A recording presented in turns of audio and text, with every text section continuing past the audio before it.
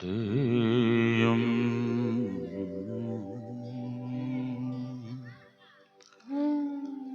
सदा परिभवग्नमभीष्टदोहम्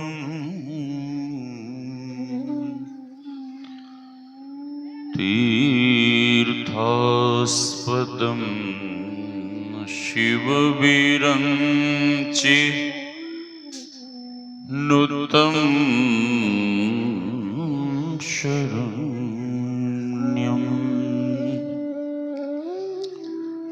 मृत्यार्तिहं प्रणतपालिभवाब्धि पोतं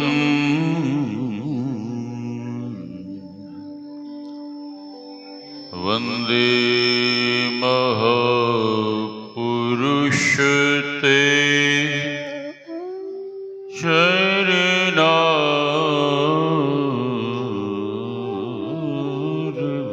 चरणारविन्दम्। गुरुर्ब्रह्मा गुरुर्विष्णुः गुरुर्देवो महेश्वरः गुरुर्साक्षात् परं ब्रह्म तस्मै श्री गुरवे नमः। धन्य धन्य सद्गुरु सुखद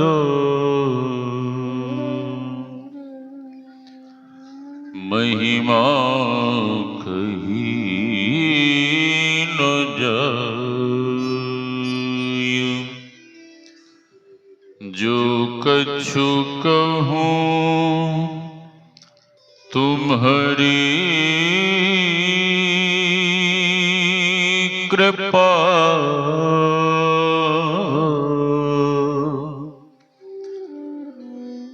मोते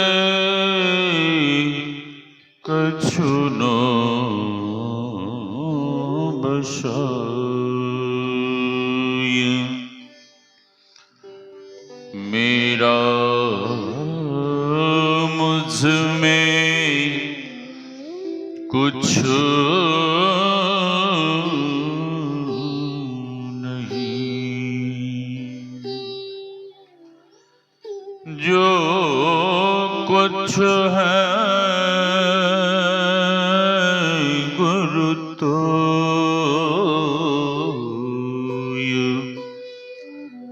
तेरा तुझको सौंपता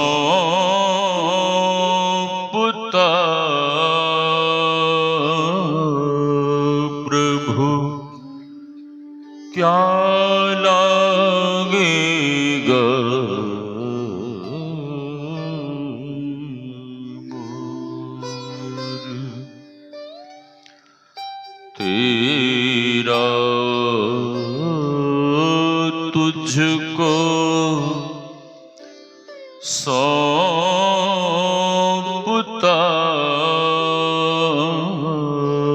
प्रभु क्या लागेगा मोर।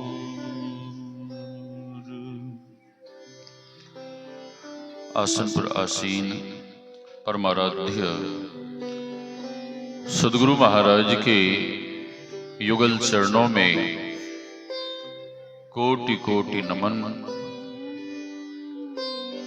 इस पावन मंच पर विराज रहे पूज्य संत चरण, इस ज्ञान यज्ञ में पधारे हुए पूज्य गुरुजन, सत्संग प्रेमी महानुभावों, माताओं एवं भक्तिमती बहनों, आप सबों के भीतर विराज रहे परमात्मा स्वरूप आत्मा को हम वंदन करते हैं। श्री राम मैं सब जग जानी, करूं प्रणाम जोरि जुग पानी।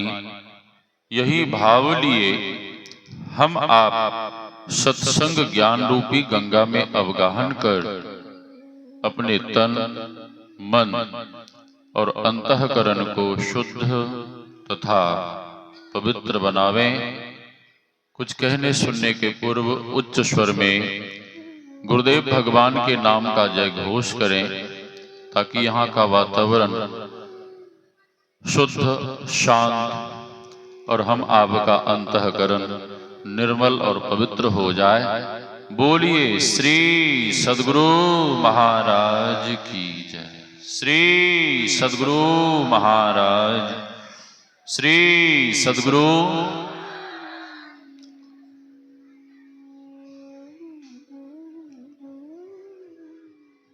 बीच में बहुत जगह है, जो भी खड़े हैं सज्जन, उनसे निवेदन है कि बैठ जाइए। सत्संग बैठकर श्रवण करना चाहिए। बहुत जगह है, बीच में खाली जगह है, आगे भी बहुत जगह है। 10-20 लोग यहाँ भी बैठ जाएंगे।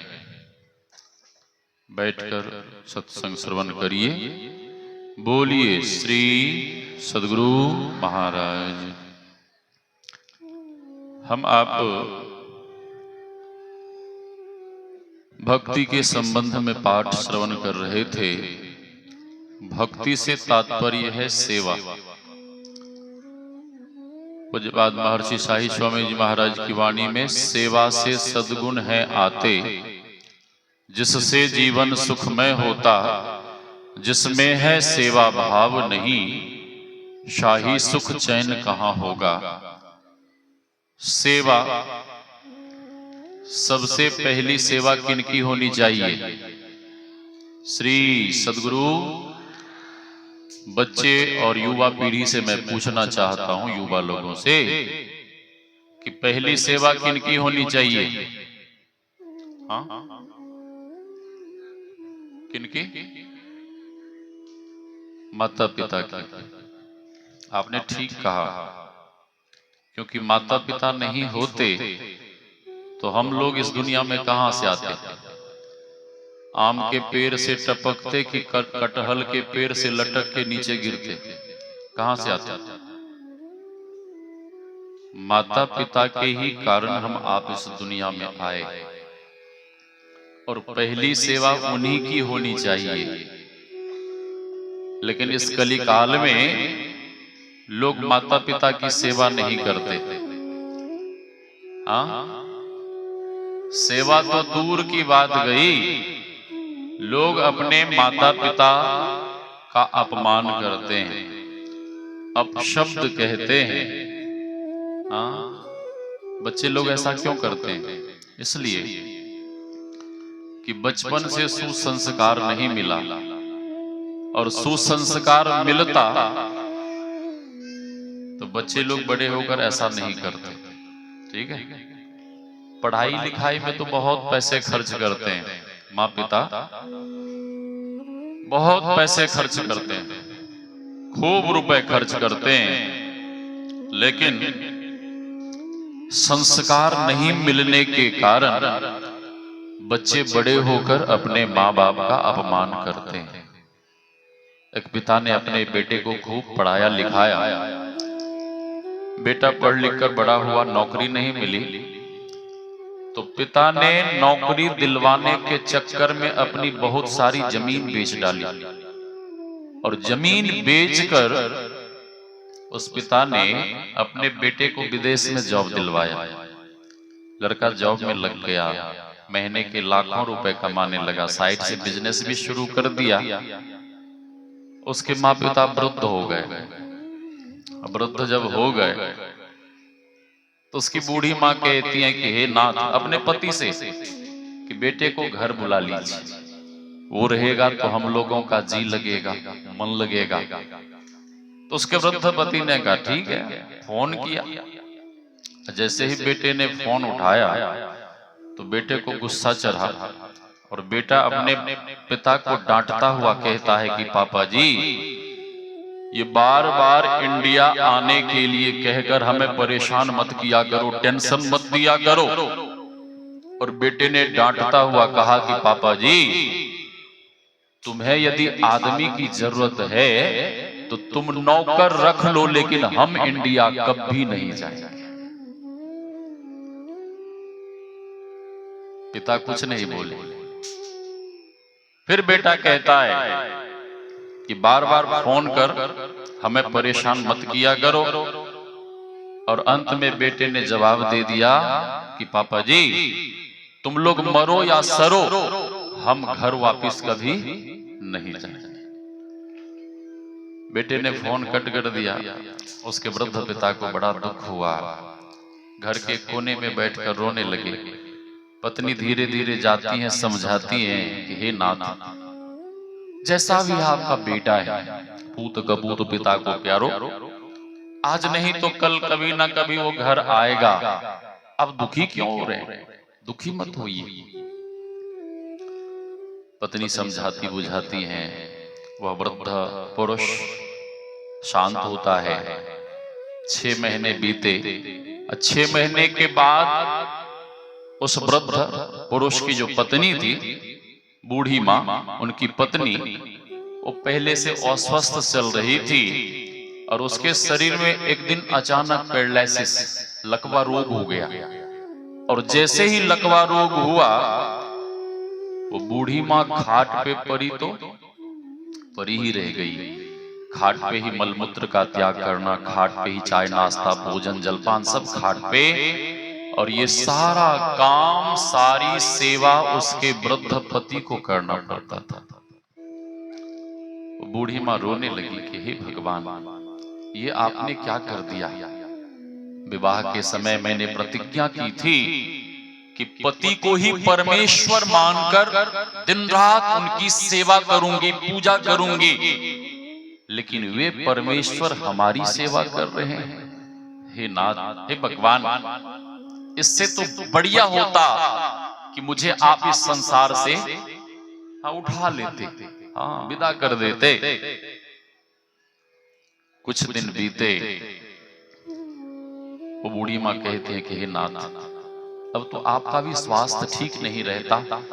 एक बार और बेटे को फोन करिए, मेरी व्यवस्था, मेरी समस्या, मेरी परेशानी उसे बताइए, कहीं माँ के नाम पर उसका पत्थर दिल पिघल जाए और वो कहीं घर लौट आवे।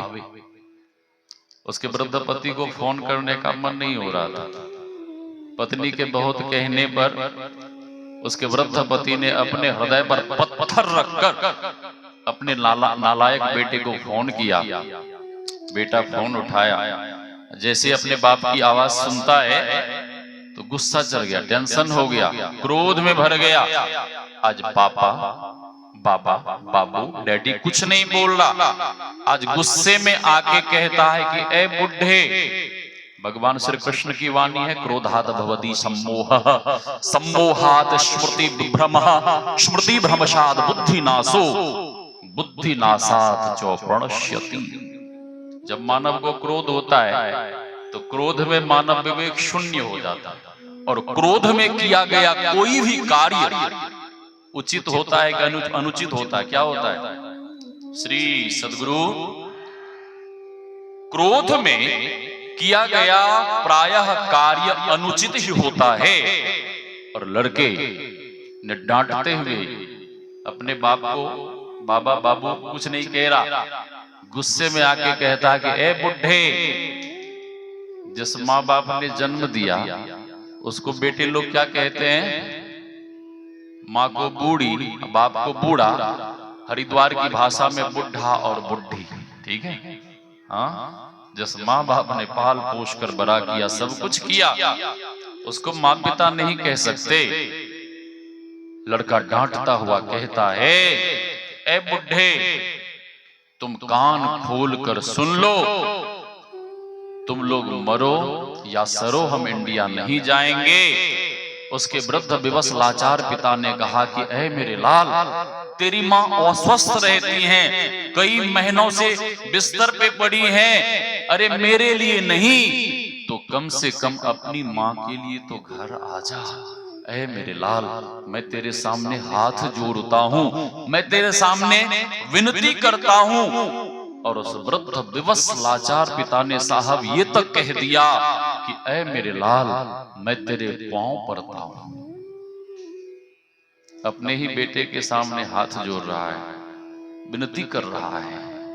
लेकिन उसके नालायक बेटे ने कहा कि ऐ बुढ़े, ये बार बार इंडिया आने के लिए कहकर हमें परेशान मत किया करो। उसके बेटे ने कहा कि कान खोल कर सुन लो, आज से मैं तेरा पुत्र नहीं और तुम मेरे पिता नहीं।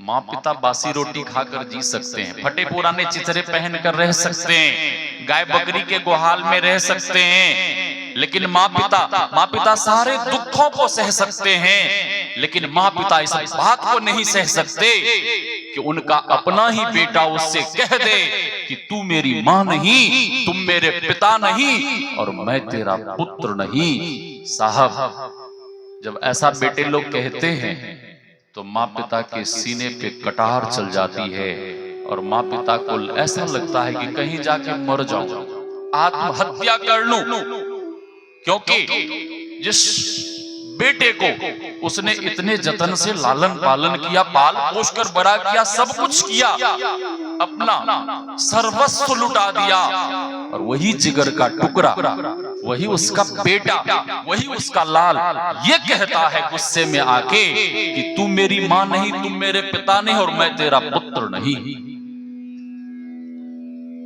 बेटा डांटता हुआ अंत में कह दिया कि ऐ बुढ़े, आज के बाद कभी भी तुम हमें फोन मत करना।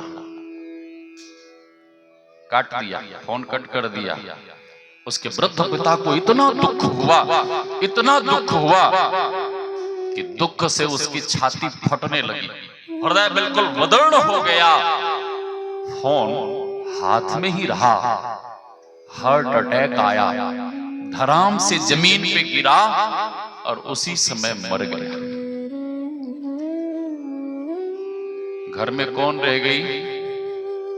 घर में रह गई वृद्ध विवश लाचार मां। उसकी ऐसी लाचारी है, उसकी ऐसी व्यवस्था है कि वो खाट से उठ नहीं सकती, कुछ कर नहीं सकती। संध्या का समय है, भूख लगी है, चाय नाश्ता की इच्छा है, बहुत जोर से भूख लगी है, लेकिन अपने से नाश्ता नहीं ले सकती, अपने से चाय नहीं बना सकती। कर सकती है तो केवल प्रतीक्षा प्रतीक्षा प्रतीक्षा। किनकी? अपने पतिदेव की, जो इस दुनिया में नहीं रहे। रात्रि के 8 बज गए, 9 बज गए, भोजन का समय बीत रहा है, बहुत जोर से भूख लगी है, लेकिन उसकी ऐसी लाचारी है, ऐसी व्यवस्था है कि वो अपने से रोटी बना नहीं सकते और अपने से लेकर खा नहीं सकते। 10 बज गए, 11 बज गए, सारी रात भूख के कारण वो बूढ़ी मां तड़पती रही और भूख के कारण साहब उस बूढ़ी मां को नींद नहीं आई। प्रभात हुआ, भीतर में एक आशा का दीप जगा कि अब सवेरा हुआ है, मेरे पतिदेव आते ही होंगे और जब आएंगे तो मुझे कुछ खाने को देंगे। पतिदेव नहीं आए, होते दुनिया में तब तो आते, वो तो संसार को छोड़कर चल बसे थे। 8 बज गए, 9 बज गए, 10 बज गए, दिन के 10 बज गए। तब उस बूढ़ी मां के मन में अंदेशा होने लगा कि लगता है कि मेरे पतिदेव के साथ कुछ अनहोनी घटना घट गई और इसीलिए मेरे पतिदेव मुझे देखने नहीं आए। अंग काम नहीं कर रहा है, खाट पे पड़ी है, रजाई से शरीर ढका हुआ है, हाथ पांव काम नहीं कर रहा, अपने मुख से दांत से रजाई को पकड़कर रजाई को नीचे गिराती है, अपने शरीर को खाट के दूसरे तरफ गिराती हैं, उठ नहीं सकती, चल नहीं सकती, अपने शरीर को किसी तरह से घसीट घसीट के।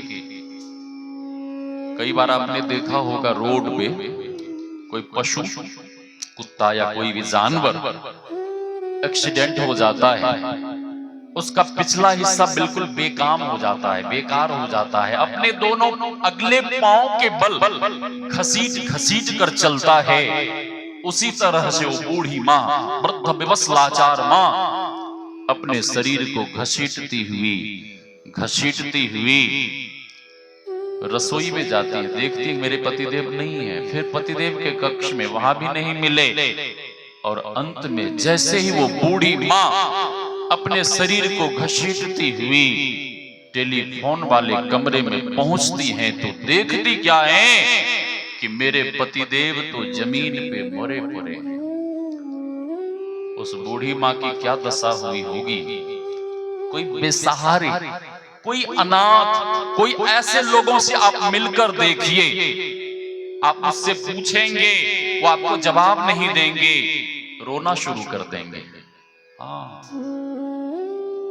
बूढ़ी माँ छाती पीट पीट कर चित्कार कर रोती हुई भगवान से कहने लगी कि हे भगवान, मैंने तेरा क्या बिगाड़ा था।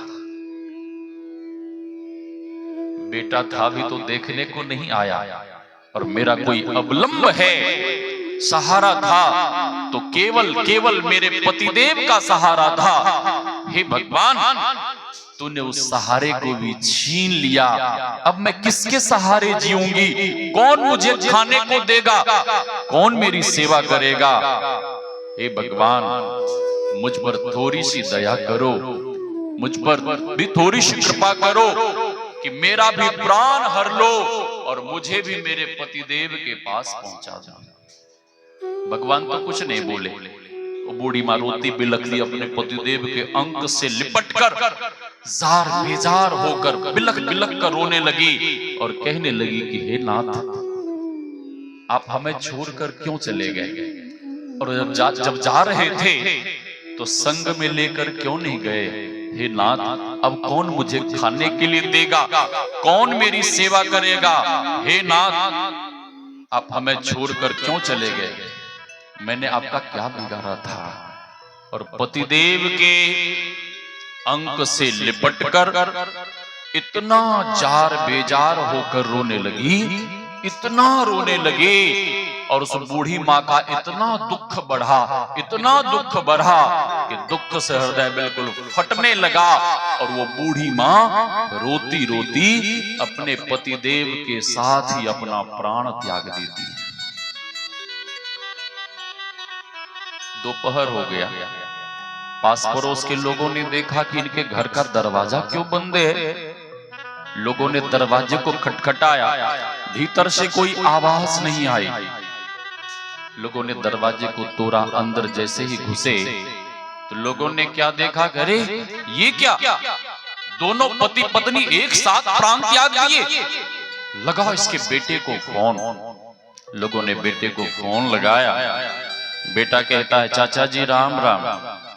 उसके चाचा ने कहा कि राम राम तू अपने पास रख, तेरे प्रणाम की हमें कोई जरूरत नहीं है, तू केवल इतना बता कि अपनी माँ अपने पिता के संस्कार के लिए घर आएगा कि नहीं आएगा। बेटा पूछता है, मेरे माँ पिता मर गए। उसके चाचा ने कहा कि अरे नालायक, तेरे माँ पिता तो बहुत पहले मर गए थे, जब उनके बुलाने पर तुम देखने नहीं आए, सेवा को नहीं आए, फोन पे तुमने डांट दिया था, अपशब्द कह दिया था, तभी मर गए थे। आज तेरे माँ पिता दोबारा मरे हैं, बोल आएगा कि नहीं आएगा? बेटे का जवाब तो सुनिए। बेटा कहता है कि चाचा जी हमारा जॉब है, बिजनेस है, महीने के लाखों डॉलर हम कमाते हैं, और घर गया तो हमारा सारा नुकसान हो जाएगा। हम बिजनेस, जॉब, डॉलर को नहीं छोड़ सकते। हाँ, हम इतना कर सकते हैं कि माँ पिता के संस्कार में जितने डॉलर खर्च होंगे, रुपए खर्च होंगे, रुपए तो भेज सकते हैं, लेकिन हम इंडिया में नहीं जा सकते। क्या माँ पिता इसीलिए अपने पुत्र का लालन पालन करते हैं? नहीं, माँ पिता के भीतर बड़े बड़े अरमान, हाँ, कि मेरा बेटा जब बड़ा हो जाएगा तो मेरी सेवा करेगा, मैं जब बीमार हो जाऊंगा तो मेरा बेटा हॉस्पिटल ले जाकर उपचार करवाएगा, और जब बूढ़ा होके मर जाऊंगा तो मेरा बेटा संस्कार, श्राद्ध क्रिया और धूमधाम से भोज भंडारा करेगा। उसके चाचा ने कहा कि मूर्ख, तू अपना डॉलर अपने पास रख, हम समाज के लोग निकम्मे नहीं हैं, हम समाज के लोगों के भीतर इतना सामर्थ्य है कि तेरे माँ पिता का संस्कार, श्राद्ध क्रिया, भोज भंडारा धूमधाम से कर सकते हैं। उसके चाचा ने फोन कट कर दिया। समाज के लोगों ने मिलकर सब कुछ किया। कई महीने बीते, वो लड़का वहीं अमेरिका में टेलीविजन देख रहा था, और मेरे जैसे एक महात्मा मातृ पितृ सेवा भक्ति के संबंध में उपदेश दे रहे, बच्चा बैठ जाओ, सामने मत आओ, जो जहां है वहीं रहो, सामने किसी को मत आने दो। श्री सदगुरु, सबका ध्यान बंटता है, समय बिल्कुल नहीं है। समाज के लोगों ने मिलकर सब कुछ किया। उस लड़के ने टेलीविजन पे, वो लड़का आस्था चैनल पे वो कथा प्रवचन सुन रहा था। एक संत जी माता पिता की सेवा, मातृ पितृ भक्ति के संबंध में उपदेश दे रहे थे, ज्ञान दे रहे थे। और उस लड़के ने जैसे ही माता पिता की सेवा के महत्व को सुना, ए बच्चे लोग, इधर नहीं आओ, वहीं रहो। श्री, सबका ध्यान बंटता है। श्री सदगुरु, उस लड़के ने जब मातृ पितृ सेवा भक्ति के महत्व को सुना, समझा, तो उस लड़के को भी अपना माँ बाप याद आया, और वो लड़का अपने माँ बाप को याद कर टेलीविजन के सामने ही फूट फूट कर रोने लगा। अब रोने से क्या होगा, माँ बाप मिल जाएंगे। हाँ, एयर टिकट बनाया, ब्रीफकेस में कपड़े पैक किया, इंडिया अपने गांव गया। बूढ़े बुजुर्गों से कहता, दादाजी राम राम, चाचा जी राम राम। बूढ़े बुजुर्गों ने कहा कि राम राम तू अपने पास रख, तेरे प्रणाम की हमें कोई जरूरत नहीं है, तेरे जैसे कपूत का हम लोग मुख भी नहीं देखना चाहते। अरे तेरे माँ बाप रोते रहे, बिलखते रहे, बीमार होकर वर्षों तेरी माँ खाट पे पड़ी रही, तुम देखने नहीं आया। आज किस लिए आया है, आज किस लिए आया है? लड़का रोता हुआ अपने घर गया, पिता के बेड को पकड़कर रोने लगा, माँ के खाट को पकड़कर रो रहा है। अब रोने से क्या होगा, माँ बाप मिल जाएंगे। हाँ? जीवन में माँ बाप एक ही बार मिलते हैं, और माँ बाप के जीते जी आप इतनी माँ बाप की सेवा कर लें, इतनी सेवा कर लें कि उनके मरने के बाद आपको पछताना नहीं पड़े, आपको रोना नहीं पड़े, आपको पश्चाताप न करना पड़े कि मैंने माँ बाप की सेवा नहीं की। हाँ, हर बात को तुम भूलो भले, माँ बाप को मत भूलना, उपकार इनके लाखों हैं, इस बात को मत भूलना। लड़का माँ के वस्त्र को पकड़कर रो रहा था। वस्त्र के भीतर से खरड़ खरड़ की आवाज आई। लड़के ने वस्त्र के तय को खोला, माँ का लिखा हुआ खत मिला। माँ के हैंडराइटिंग को लड़का पहचान लिया, और माँ लिखती है कि ऐ मेरे लाल, अब मेरा स्वास्थ्य ठीक नहीं रहता, अब मैं इस संसार को छोड़कर जाने वाली हूँ। ऐ मेरे लाल, मैं तो इस संसार को छोड़कर जा रही हूँ, लेकिन ऐ मेरे लाल, मेरी दुआएं और मेरा आशीर्वाद सदैव तुम्हारे साथ है। जिस माँ को देखने नहीं आया, जिस माँ की सेवा को नहीं आया, ऐसे नालायक, ऐसे कपूत के लिए भी माँ मंगल कामना करती हैं, दुआएं आशीर्वाद देती हैं, शुभ कामना करती हैं। ये होती है साहब माँ। अगर माँ ने ममता लुटाई न होती तो ममता मई माँ कहाई न होती। दुत्कार देना माँ, फटकार देना माँ, मगर भोली माँ लाल को प्यार देना।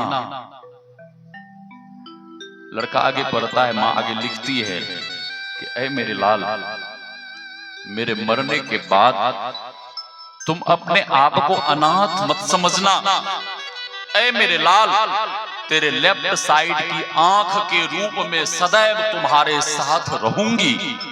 लड़के का दिमाग ठनका कि बाईं आंख, मां कभी नहीं बताई थी कि तेरी जो ये बाईं आंख है वो मेरी दी हुई आंख है।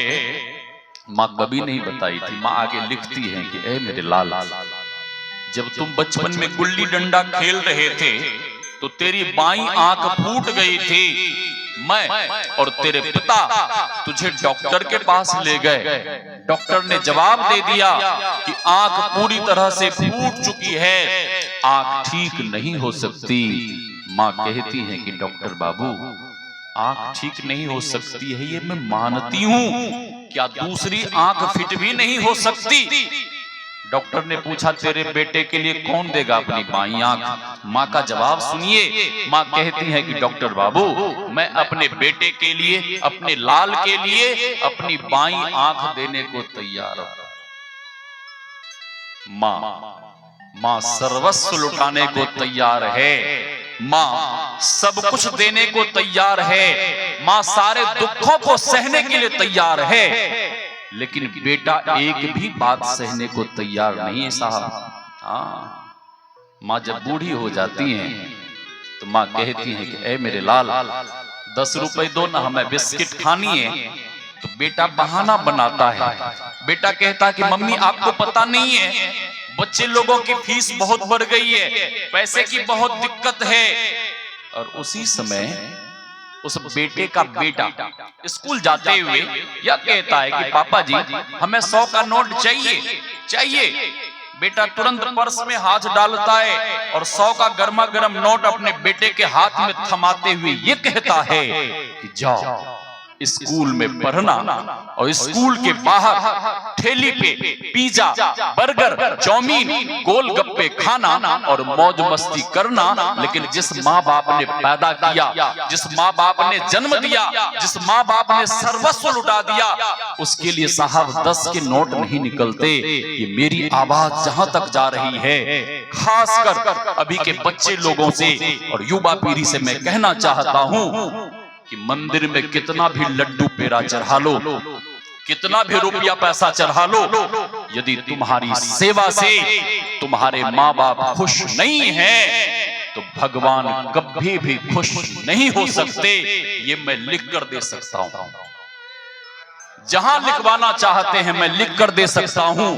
और यदि भगवान की भक्ति करनी है, भगवान को प्रसन्न करना है, भगवान को खुश करना है, भगवान को पाना है, उन्हें प्रसन्न करना है, तो घर में बैठे हुए माँ बाप जैसे भगवान की इतनी सेवा करिए, इतनी सेवा करिए कि वे खुश हो जाएं, प्रसन्न हो जाएं। और वे प्रसन्न हो गए तो भगवान को बुलाने की कोई जरूरत नहीं है साहब। भगवान तो दौरे दौरे आपके पास आ जाएंगे, दौरे दौरे आ जाएंगे। पुंडरीक अपने माँ बाप की खूब सेवा करता। पिता ने जबरदस्ती शादी करा दी। पत्नी ऐसी सुलक्षणा आई, मैं थोड़ा उल्टा बोल रहा हूं, आप लोग सीधा कर लीजिएगा। श्री सदगुरु, ऐसी सुलक्षणा पत्नी आई और पुंडरीक के कान में गायत्री मंत्र, सावर मंत्र, बिच्छा झाड़ने वाला मंत्र, भूत प्रेत उतारने वाला मंत्र, इतना बढ़िया बढ़िया मंत्र पढ़ने लगी कि पुंडरीक के दिमाग को खराब कर दिया। अब पुंडरीक अपने माँ बाप की सेवा नहीं करता, अब दिन रात पत्नी की सेवा में लगा रहता। और पत्नी का इतना मन बढ़ा, पत्नी कहती कि सुन, इस घर में ये बुढ़े बुढ़ी नहीं रहना चाहिए, इसे घर से बाहर कर। पत्नी के बहकावे में आकर पुंडरीक ने अपने भगवान जैसे माँ बाप को घर से बेघर कर दिया, बाहर कर दिया। उसके माँ पिता दर दर भटकने लगे और बहुत दिन बीते। एक दिन पुंडरीक कहीं जंगल में गया, झोपड़ी के बाहर दिव्य देवियों को देखा। ध्यान से सुनिएगा, माता पिता की सेवा करने का कितना महत्व है। झोपड़ी के बाहर दिव्य देवियों को देखा पुंडरीक ने। श्री सदगुरु पुंडरीक को लगा कि ये देवियां इस धरा की नहीं है, ये देवियां तो स्वर्ग की लगती हैं। पुंडरीक कहता है कि हे माताओं, आप लोग कौन हैं? यहाँ झोपड़ी में क्या कर रही हैं? वो देवियां कहती हैं, अरे मैं क्या, इस झोपड़ी में तो बड़े बड़े देवता लोग झाड़ू लगाने आते हैं, जल भरने आते हैं, सेवा करने आते हैं। अच्छा, इस झोपड़ी में कौन रहते हैं? वो देवियां कहती हैं कि इस झोपड़ी में एक मातृ पितृ भक्त रहते हैं, वो अपने माता पिता की सेवा करते हैं और हम लोग स्वर्ग से उनकी सेवा के लिए आते हैं। अच्छा, माता पिता की सेवा में सेवा का इतना महत्व है? हाँ, हे माताओं, हमें भी ऐसे मातृ पितृ भक्त के दर्शन करा दो। ठीक है, चलो। गया, उस मातृ पितृ भक्त के चरण में पड़कर पुंडरीक रोने लगा। उस मातृ पितृ भक्त महात्मा ने पूछा कि तुम किसके अपराधी हो? माता पिता के अपराधी। क्या अपराध किया है? मैंने भगवान जैसे माँ बाप को घर से बेघर कर दिया है। अरे, इसका फल जानते हो? नहीं। उस ब्रह्मचारी मातृ पितृ भक्त ने कहा कि जो अपने माता पिता को बासी रोटी खाने के लिए देते हैं, फटे पुराने चिथड़े पहनने को देते हैं, हाँ, गाय बकरी के गुहाल में रखते हैं, टूटे फूटे बिस्तर खाट पर सोने को देते हैं, और जो अपने माँ बाप को अपशब्द कहते हैं, जो अपने माँ बाप को घर से बेघर कर देते हैं, इसका परिणाम जानते हो? नहीं। उस ब्रह्मचारी महात्मा ने कहा कि सुनो, इसका फल है ऐसे कपूत को हजारों वर्षों तक कुंभी पाक नरक में दुख भोगना पड़ता है। नरकों में सबसे जो खतरनाक नरक होता है, उस नरक में दुख भोगना पड़ता है। उधर बातचीत कौन कर रहे हैं? शांत करिए। श्री सदगुरु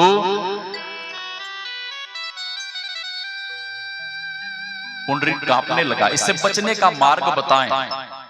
उस ब्रह्मचारी महात्मा ने कहा कि सुनो, तुम अपने माता पिता से क्षमा मांगो, तेरे माता पिता तुझे क्षमा कर देंगे तो नरक जाने से बच जाओगे। पुंडरीक माता पिता को ढूंढने निकला। ढूंढते ढूंढते मिले। उनके माता पिता रोते रोते अंधे हो गए थे। वापिस लाए। पत्नी फिर उछलने लगी कि फिर बुढ़े बुढ़ी को घर ले आए, मैं चली मैके। पुंडरीक ने कहा कि तुम्हें जहां जाना हो जाओ, मैके जाना हो मैके जाओ, फांसी पे चढ़ना है फांसी पे चढ़ो, या चुल्लू भर पानी में डूब के मरना है तो जाके मरो। अब तेरा चारा चलने वाला नहीं है, अब तो मैं अपने माता पिता की ही सेवा करूंगा, दिन रात सेवा करूंगा। और पुंडरीक इतने तन मन से माता पिता की सेवा की, जब भोजन बनाता तो सबसे पहले अपने माता पिता को भोजन कराता, और रात्रि में जब माता पिता सो जाते तो तेल गर्म कर उनके चरण में मालिश करता, चरण सेवा करता। इतनी सेवा की, इतनी मातृ पितृ भक्ति की कि उसके मातृ पितृ भक्ति को देखकर भगवान को नहीं रहा गया। उसके मातृ पितृ भक्ति देखकर भगवान प्रसन्न हो गए, और उसकी मातृ पितृ भक्ति देखकर एक दिन साक्षात भगवान उसके सामने प्रकट हो गए। लोग मंदिर में जाते हैं पत्थर की मूर्त के सामने नाक रगड़ने के लिए, सर धुनने के लिए, लेकिन घर में माँ बाप जैसे भगवान के सामने साहब हाथ नहीं जुड़ते, शीश नहीं झुकता। भगवान कहते हैं पुंडरीक वर मांगो, वर मांगो। पुंडरीक ने कहा कि हे प्रभु, हमें कुछ भी नहीं चाहिए। भगवान कहते हैं कुछ भी मांग। पुंडरीक कहता है कि हे प्रभु, आप हमें कुछ देना ही चाहते हैं तो यही वरदान दीजिए, यही आशीर्वाद दीजिए कि दिन प्रतिदिन मेरी मातृ पितृ भक्ति बढ़ती चली जाए और हमें कुछ भी नहीं चाहिए। भगवान अभय दान देते हुए अंतर ध्यान हो गए। तो मैं कह रहा था, तन पवित्र सेवा किए। तन को यदि पवित्र बनाना चाहते हैं, दिल दिमाग को ठीक रखना चाहते हैं, तो महापुरुष कहते हैं अपने से बड़ों की सेवा करो।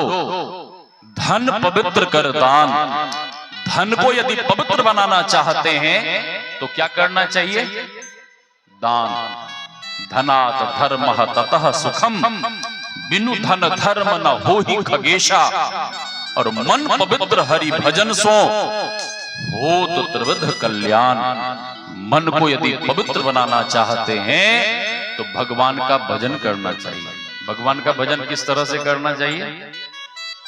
मां सबरी के जैसे, मां मीरा के जैसे, मां सहजो बाई के जैसे। और मां सबरी के जैसे ही एक परम भक्तिन हुई गुरुदेव की, कुप्पा घाट के गौशाला में आधी रात को भजन गा रही थी। अपनी भगतिया सतगुरु साहब मोहे कृपा करी देहु। गुरुदेव, आधी रात की घटना है, गुरुदेव विश्राम कर रहे थे। गुरुदेव ने पूछा कि आवाज कहां से आ रही, कौन है? सेवकगण दौड़ कर आए और सेवकों ने कहा, सरकार हम भगीरथ, सरकार हम केदार। गुरुदेव कहते हैं कि आवाज कहां से आ रही है? सेवकों ने कहा, सरकार ये आवाज गौशाला से आ रही है, कोई माई भजन गा रही है। गुरुदेव कहते हैं कि हमें वहां ले चलो। सेवकों ने कहा कि हुजूर, गौशाला में इतने लोग सोए पड़े हैं, सॉरी गौशाला में कहीं गोबर है, कहीं खरपतवार है, घास फूस पड़ा हुआ है, आप वहां कैसे जाएंगे?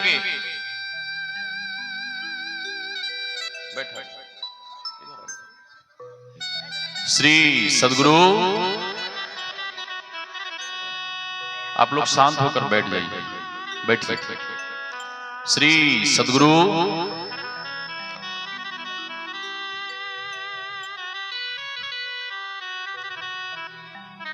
बैठ जाइए, सामने से थोड़ा आप लोग इधर हो जाइए, सबका ध्यान बट रहा है, साइड में आ जाइए।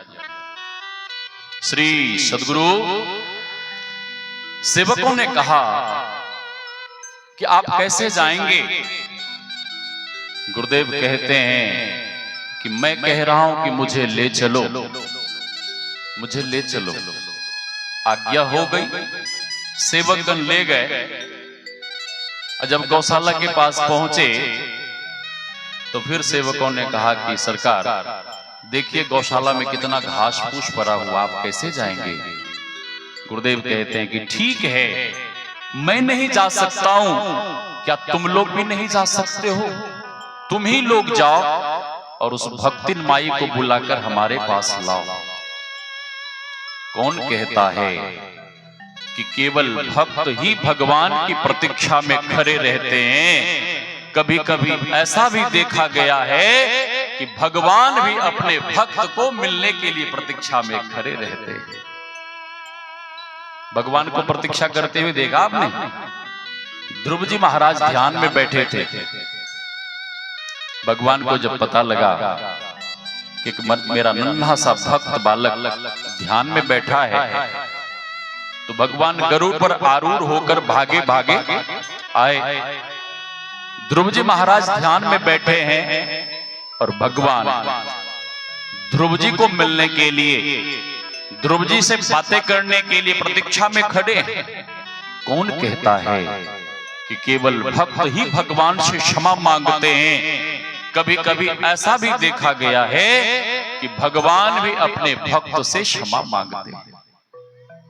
ध्रुव जी महाराज जब ध्यान से उठे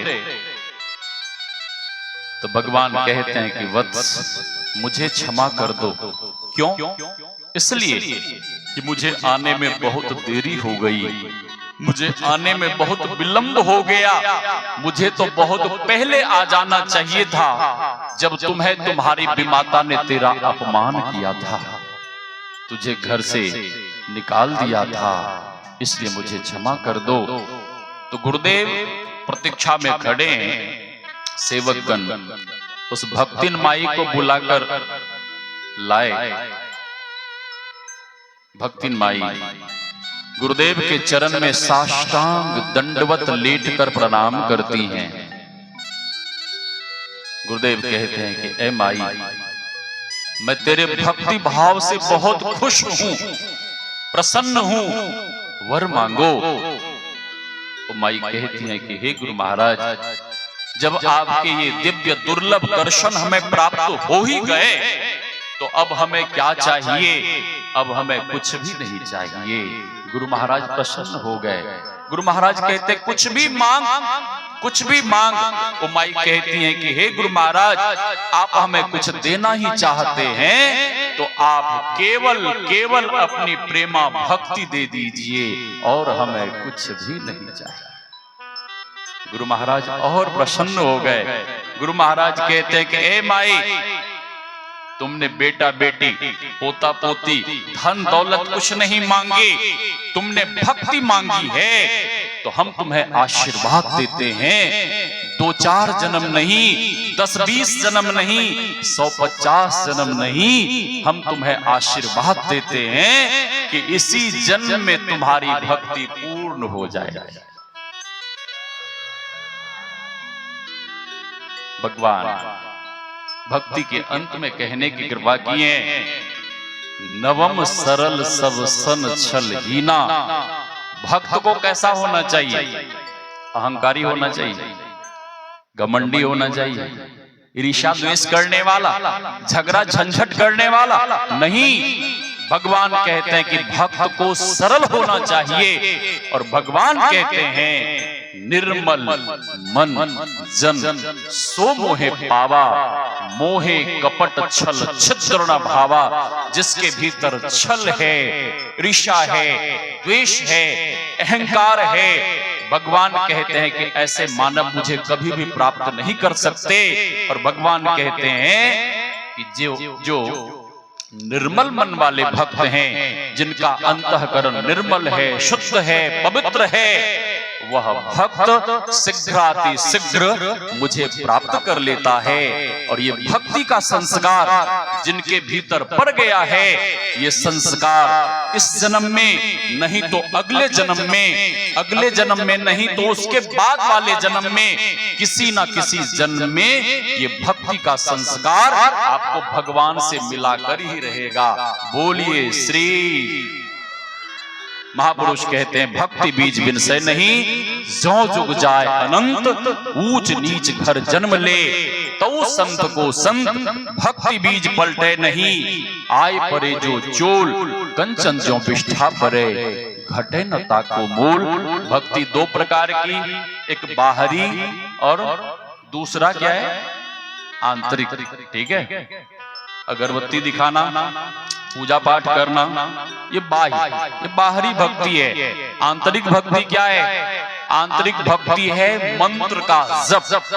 भगवान श्री राम ने कहा मंत्र जाप मम दृढ़ विश्वासा। मंत्र का जप और इष्ट के स्वरूप का ध्यान, ये क्या है? आंतरिक भक्ति है। और उसके आगे सूक्ष्म भक्ति है दृष्टि योग की साधना, जिसके संबंध में भगवान श्री कृष्ण ने कहा समम काय शिरो ग्रीवम धार्यन अचलम स्थिरम संप्रेक्ष नासिकाग्रम स्वम दिशस्यानव लोकयन। ये सूक्ष्म भक्ति है। और साधना की अंतिम क्रिया है नादानुसंधान।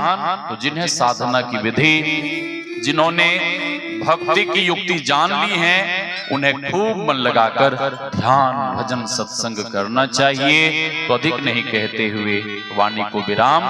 गुरुदेव का आदेश है सत्संग नित अरु ध्यान नित, रहिए करत संलग्न हो। व्यभिचार चोरी नशा हिंसा झूठ तजना चाहिए। नित्य प्रति सत्संग करिए, नित्य प्रति ध्यानाभ्यास करिए और अपने आप को सदैव पंच पापों से बचा कर रखिए। तो अधिक नहीं कहते हुए वाणी को विराम। कुछ 1-2 सूचना है, मैं आपको दे देता हूं, फिर हमारे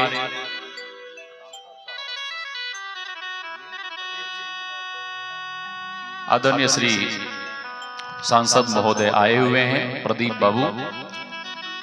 नाम तो बहुत बार मैंने सुना था और मैं इस इलाके में बहुत रहा भी हूँ। बराहरा आश्रम बनाने के क्रम में मंदिर, तो इनका नाम बहुत बार मैंने सुना, लेकिन मुलाकात मिलना पहली बार हुआ है। तो ये बैठे हैं, इनका भी कुछ उद्बोधन होगा। उसके पहले एक दो सूचना है। मैंने पहले ही दिन बताया था कि दो वृद्ध माँ ने, जिनका कोई नहीं है, उन्होंने हमें 6-7 करोड़ की जमीन दान में दी है, जिसमें वृद्धाश्रम, गुरुकुलम, हॉस्पिटल और गौशाला का काम प्रारंभ हो गया है। वो जगह है पसराहा के पास, तिलिया बथान, परबत्ता प्रखंड में।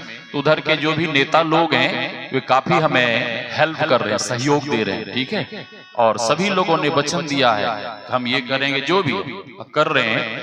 तो वहां पे बन रहा है और आप लोग भी तन मन धन से वहां के लिए सहयोग करिए।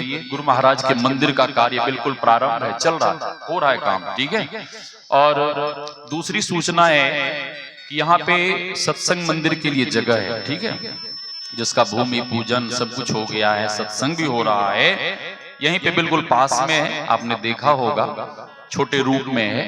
तो हमारा निवेदन है कि यहाँ जो भी गुरु भक्त हैं, माताएं बहनें हैं, सभी लोग मिलजुल कर उसको बढ़िया से मंदिर का जो रूप है उसको दीजिए, मंदिर बढ़िया से बनाइए। गुरु महाराज की वाणी में है, जो गुरु के घर को सजाता है, संवारता है, उसका ये मानव जीवन रूपी मंदिर अपने आप सज जाता है और संवर जाता है। तो उस मंदिर को बढ़िया से सजाइए, सब लोग मिलकर बनाइए। और तीसरी सूचना है, हरिद्वार से बुक स्टॉल आया हुआ है। सत्संग के बाद कुछ भी नहीं मिलेगा, जिन्हें जो चाहिए आप बुक स्टॉल से एक पुस्तक और एक संत महापुरुषों की तस्वीर जरूर घर लेके जाइए संदेश के रूप में। तो यहाँ का जो ये आयोजन है, गुरु महाराज के प्रिय भक्त आदरणीय श्री शंकर बाबा, हाँ, वो बार बार हमें फोन करते रहते थे, कैसे होगा कैसे होगा। तो मैंने कहा कि यज्ञ पुरुष का होता है, यज्ञ परमात्मा का होता है। आप चिंता मत करिए, आप तो तन मन धन से लगे रहिए, प्रयास करते रहिए, कोशिश करते रहिए। यज्ञ पुरुष का है, आप प्रयास जारी रखिए और यज्ञ को सफल तो वे परमात्मा कराएंगे, गुरु महाराज कराएंगे। आप चिंता क्यों करते हैं? हाँ, तो यहाँ देखिए इतनी अच्छी व्यवस्था है और इतने लोग भी आए, ठीक है। तो आदरणीय श्री शंकर बाबा और वो उनके जितने सहयोगी हैं, गुरुजन, युवा पीढ़ी के युवा लोग और यहाँ के बच्चे बच्चियां, इतनी सेवा की इन लोगों ने कि मुझे बहुत प्रसन्नता हुई कि वाह। मैं जैसे ही मंच से उठता था, बिल्कुल सब लोग पंक्तिबद्ध खड़े हो जाते थे, सेवा में लगे रहते थे। तो आप सभी गुरुजनों के लिए, माता बहनों के लिए तथा समस्त ग्रामवासियों के लिए हम गुरु महाराज से प्रार्थना करते हैं, आप सबों का जीवन सुखद, समृद्ध एवं भक्ति में बने, ऐसे शुभकामना के साथ बोलिए श्री सद्गुरु